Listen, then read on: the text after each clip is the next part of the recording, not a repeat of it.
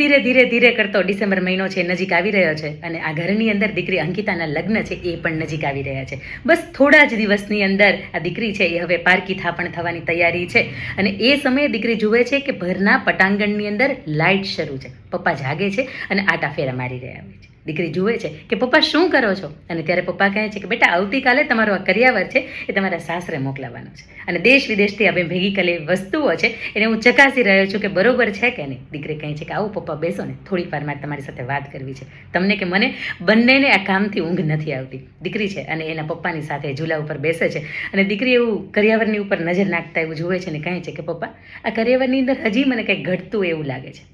પપ્પા સ્તબ્ધ થઈ જાય છે કે બેટા આટલો બધો કરિયાવર ભેગો કર્યો છતાંય તને એવું લાગે છે કે કંઈ ઘટે છે? જોકે ભારત વર્ષની દીકરીએ ક્યારેય બાપને એવું નથી કીધું કે બાપ આ કરિયાવરની અંદર મને ઘટે છે. દીકરી છે એના પિતાને પૂછે છે કે પપ્પા દુનિયાની અંદર તમને સૌથી વધારે વાલું શું? ત્યારે દીકરીના પપ્પા છે એવું કહે છે કે મારી ઢીંગલી, મારી લાડકડી મને સૌથી વધારે વાલી છે.